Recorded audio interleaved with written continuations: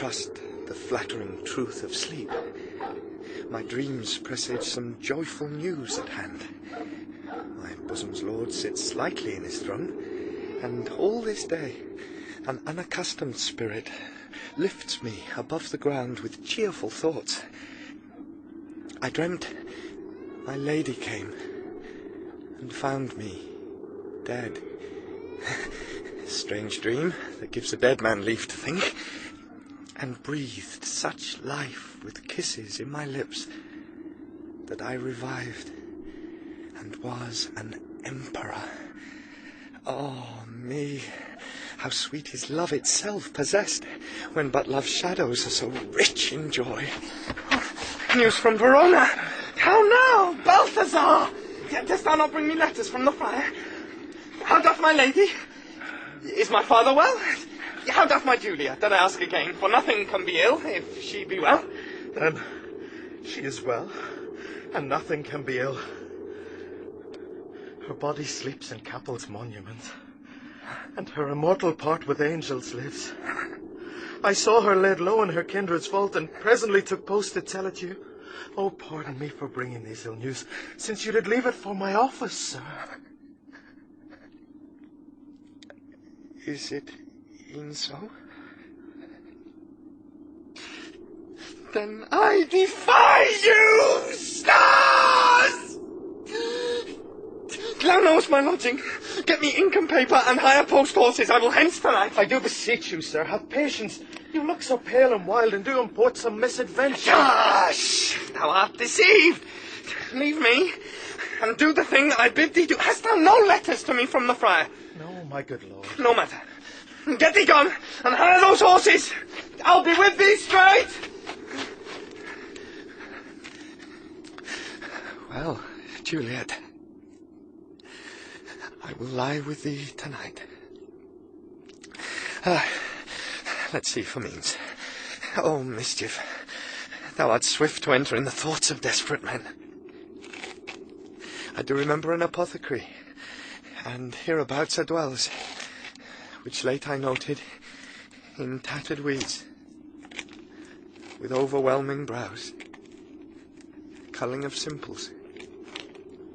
Meagre were his looks, sharp misery had worn him to the bones, and in his needy shop a tortoise hung, an alligator stuffed, and other skins of ill-shaped fishes. And about his shelves a beggarly account of empty boxes, green earthen pots, bladders, and musty seeds, remnants of pack thread, and old cakes of roses were thinly scattered to make up a show. Noting this penury, to myself I said, and if a man did need a poison now, whose sale is present death in Mantua, here lives a caitiff wretch, would sell it him. All this same thought did but forerun my need, and this same needy man must sell it me. As I remember, this should be the house. Being holiday, this beggar's shop is shut. Motto! Apothecary! Who calls so loud? Come hither, man. I see that thou art poor. Hold, there is 40 ducats. Let me have a dram of poison. Such soon speeding gear as will disperse itself through all the veins, that the life-weary taker may fall dead, and that the trunk may be discharged of breath as violently as hasty powder fire doth hurry from the fatal cannon's womb. Such mortal drugs I have, but Mantua's law is death to any he that utters them. Art thou so bare, and full of wretchedness, and fearest to die? Famine is in thy cheeks, need and oppression starveth in thy eyes, contempt and beggary hangs upon thy back. The world is not thy friend, nor the world's law. The world affords no law to make thee rich. Then be not poor, but break it, and take this.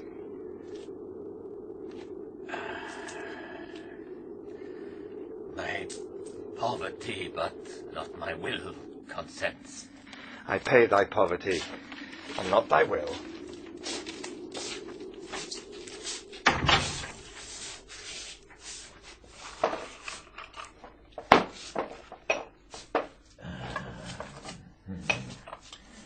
Put this in any liquid thing you will and drink it off.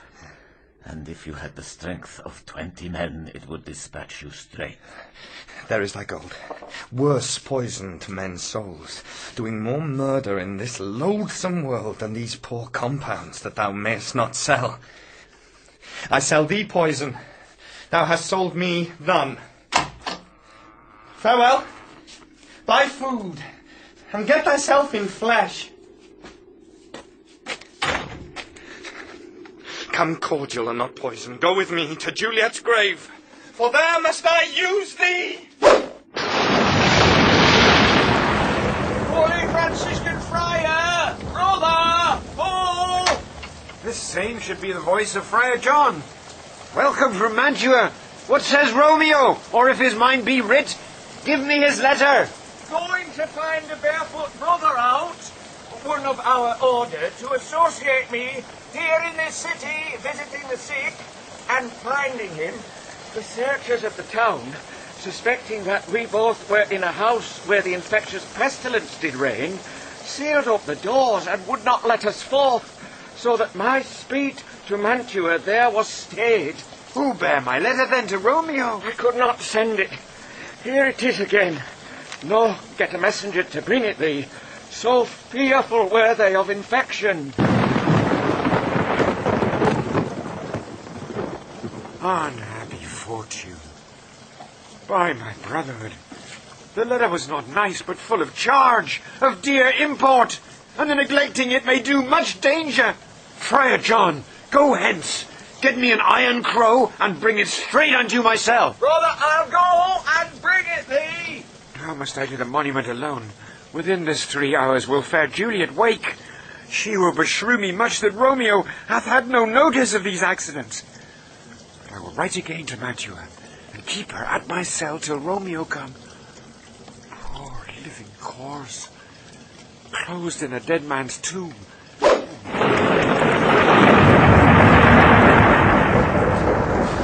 Give me thy torch, boy. Hence, and stand aloof.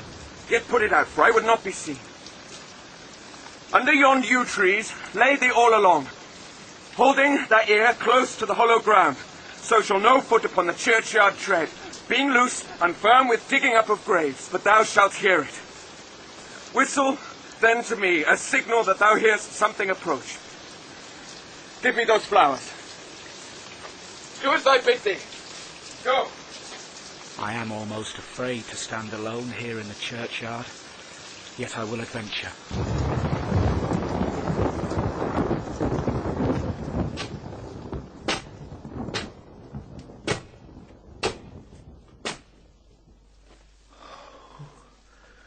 Sweet flower, with flowers thy bridal bed I strew. Oh, woe, thy canopy is dust and stones, which with sweet water nightly I will dew, or wanting that with tears distilled by moans. The obsequies that I for thee will keep nightly shall be to strew thy grave and weep. The boy gives warning, something doth approach. Cursed foot wanders this way tonight, to cross my obsequies and true love's right. What, with a torch? Muffle me night a while. Give me that mattock and the wrenching iron. Hold. Take this letter. Early in the morning, see thou deliver it to my lord and father. Give me the light. Upon my life, I charge thee, whate'er thou hearest or seest, stand all aloof and do not interrupt me in my course. Why I descend into this bed of death is partly to behold my lady's face, but chiefly to take thence from her dead finger a precious ring, a ring that I must use in dear employment. Therefore hence, be gone. But if thou, jealous, dost return to pry in what thy father shall intend to do, by heaven I will tear thee joint by joint, and strew this hungry churchyard with thy limbs. The time and my intents are savage wild, more fearsome, more inexorable far than empty tigers or the roaring sea. I will be gone, sir, and not trouble ye. So shalt thou show me friendship. Take thou that. Live and be prosperous. And farewell, good fellow. For all the same, I'll hide me hereabout. His looks I fear, and his intents I doubt.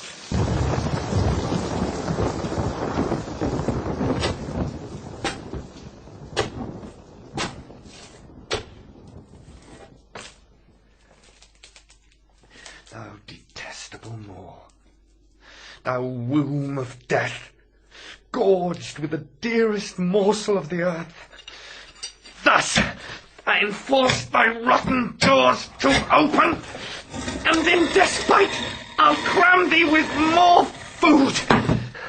This is that banished haughty Montague that murdered my love's cousin, with which grief it is supposed the fair creature died, and here is come to do some villainous shame to the dead bodies. I will apprehend him. Stop thy unhallowed toil, vile Montague. Can vengeance be pursued further than death? Condemned villain, I do apprehend thee. Obey and go with me, for thou must die. I must indeed, and therefore came I hither. Good gentle youth, tempt not a desperate man. Fly hence and leave me. Think upon these gone, let them affright thee. I beseech thee, youth, put not another sin upon my head by urging me to fury. All be gone! By heaven, I love thee better than myself, for I come hither armed against myself. Stay not, be gone! Live, and hereafter say, a madman's mercy bid thee run away. I do defy their conjuration, and apprehend thee for a felon here. Wilt thou provoke me? Then have at thee, boy! Oh, Lord, they fight! I will go call the watch. Yeah! I am slain. If thou be merciful, open the tomb. Lay me with Juliet. In faith, I will. Let me peruse this face. Mercutio's kinsman, noble County Paris. What said my man when my betossed soul did not attend him as we rode? I think he told me Paris should have married Juliet. Said he not so? Or did I dream it so? Or am I mad, hearing him talk of Juliet, to think it was so? Oh, give me thy hand, one writ with me in sour misfortune's book. I'll bury thee in a triumphant grave. A grave? Oh no, a lantern slaughtered youth. For here lies Juliet, and her beauty makes this vault a feasting presence full of light. Death, lie thou there, by a dead man interred. How oft when men are at the point of death have they been merry, which their keepers call a lightning before death. Oh, how may I call this a lightning? Oh, my love, my wife, death that hath sucked the honey of thy breath, hath had no power yet upon thy beauty. Oh, thou art not conquered. Beauty's ensign yet is crimson in thy lips and in thy cheeks, and death's pale flag is not advanced there. Tybalt, liest thou there in thy bloody sheet? Oh, what more favour can I do to thee than with that hand that cut thy youth in twain to sunder his that was thine enemy? Forgive me, cousin. Oh, dear Juliet, why art thou yet so fair? Shall I believe that unsubstantial death is amorous, and that the lean abhorred monster keeps thee here in dark to be his paramour? For fear of that, I still will stay with thee, and never from this palace of dim night depart again. Here will I remain, with worms that are thy chambermaids. Oh, here will I set up my everlasting rest, and shake the yoke of inauspicious stars from this world-wearied flesh. Eyes, look your last. Arms, take your last embrace. And lips, oh you, the doors of breath seal with a righteous kiss, a dateless bargain to engrossing death.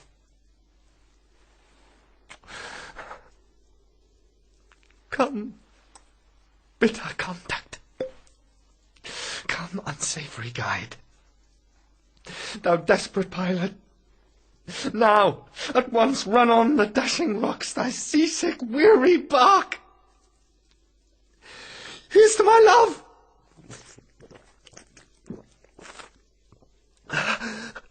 Oh, true apothecary, thy drugs are quick. Thus, with a kiss, I die.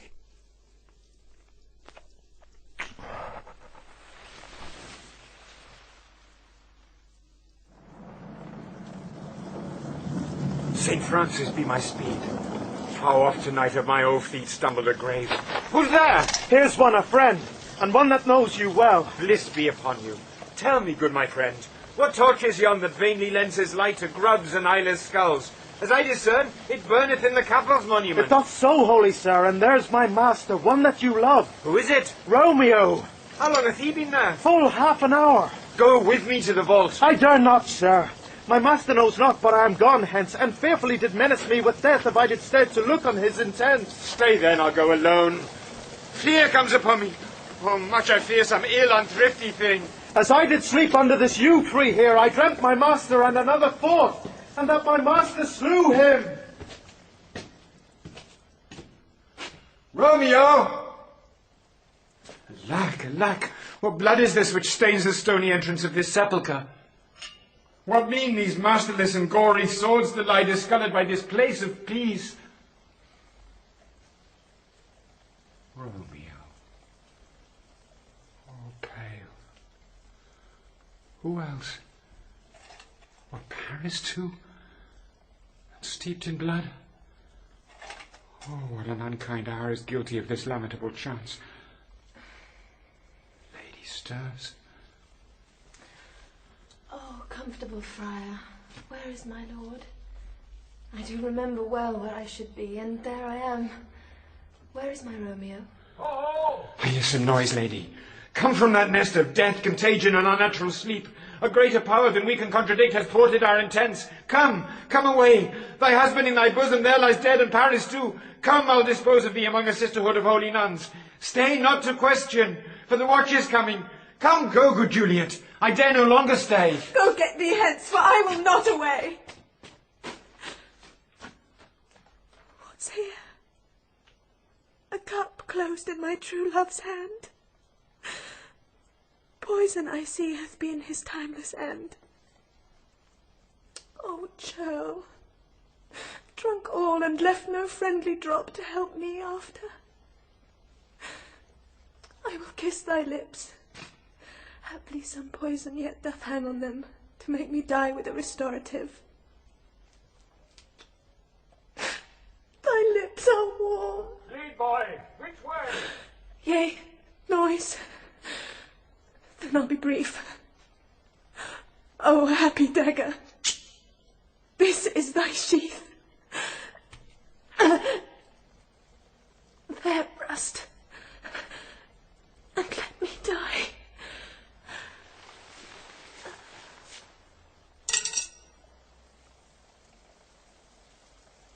This is the place, there where the torch doth burn. The ground is bloody. Search about the churchyard. Go, some of you, whoever you find attached. Pitiful sight. Here lies the Countess slain, and Juliet bleeding, warm and newly dead, who here hath lain this 2 days buried. Go, tell the prince, run to the Capulets, raise up the Montagues, some others search. We see the ground whereon these woes do lie, but the true ground of all these piteous woes we cannot without circumstance descry. Here's Romeo's man. We found him in the churchyard. Hold him in safety till the prince come hither. Here's a friar that trembles, sighs and weeps. We took this mattock and this spade from him as he was coming from this churchyard side. A great suspicion. Stay the friar too. What misadventure is so early up that calls our person from our morning rest? What should it be?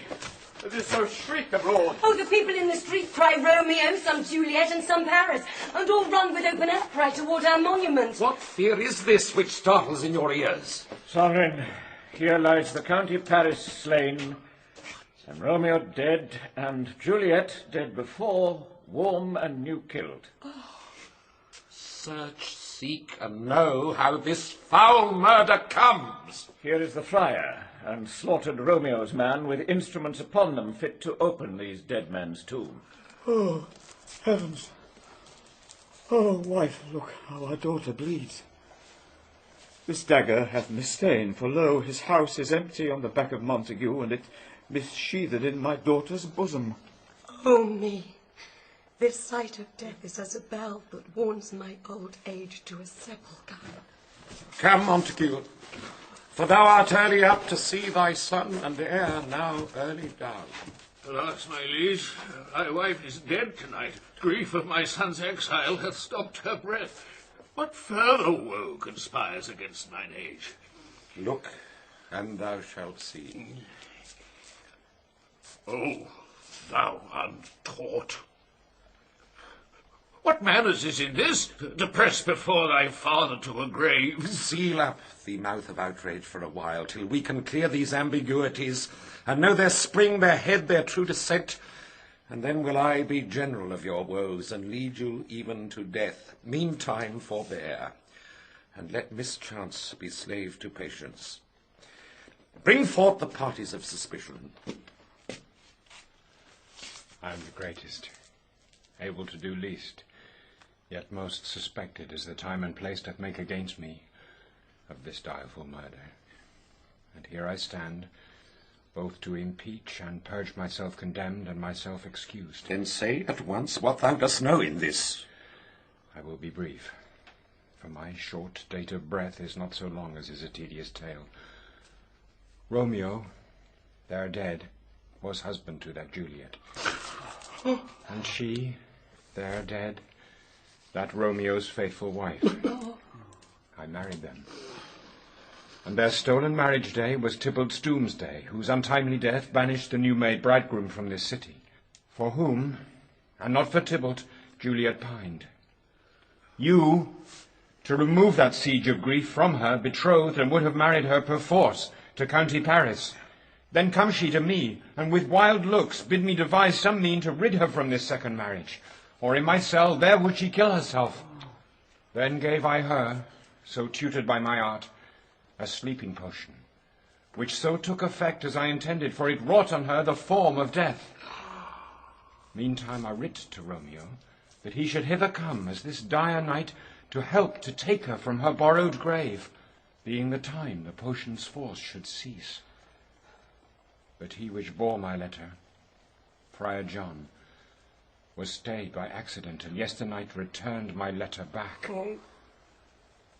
Then, all alone at the prefixed hour of her waking, came I to take her from her kindred's vault, meaning to keep her closely at my cell, till I conveniently could send to Romeo. But when I came, some minute ere the time of her awakening, here untimely lay the noble Paris and true Romeo dead. She wakes, and I entreated her, come forth and bear this work of heaven with patience. But then a noise did scare me from the tomb, and she, too desperate, would not go with me, but as it seems, did violence on herself. All this I know, and to the marriage her nurse is privy. And if aught in this miscarried by my fault, let my old life be sacrificed, some hour before his time, unto the rigour of severest law. We still have known thee for a holy man. Where's Romeo's man? What can he say to this? I brought my master news of Juliet's death, and then in post he came from Mantua, to this same place, to this same monument. This letter he early bid me give his father, and threatened me with death, going in the vault, if I departed not and left him there. Give me the letter, I will look on it. Where is the Countess' page that raised the watch? Sirrah, what made your master in this place? He came with flowers to strew his lady's grave, and bid me stand aloof, and so I did. Anon comes one with light to ope the tomb, and by my master drew on him, and then I ran away to call the watch. This letter doth make good the friar's words, their course of love, the tidings of her death. And here he writes that he did buy a poison of a poor apothecary, and therewithal came to this vault to die and lie with Juliet. Where be these enemies? Capulet, Montague, see what a scourge is laid upon your hate, that heaven finds means to kill your joys with love. And I, for winking at your discords, too, have lost a brace of kinsmen. All are punished. Oh, brother Montague, give me thy hand. This is my daughter's jointure, for no more can I demand. But I can give thee more, for I will raise her statue in pure gold, that whiles Verona by that name is known, there shall no figure at such rate be set as that of true and faithful Juliet. As rich shall Romeo's by his lady's lie. Poor sacrifices of our enmity. A glooming peace this morning with it brings. The sun for sorrow will not show his head. Go hence to have more talk of these sad things. Some shall be pardoned, and some punished. For never was a story of more woe than this of Juliet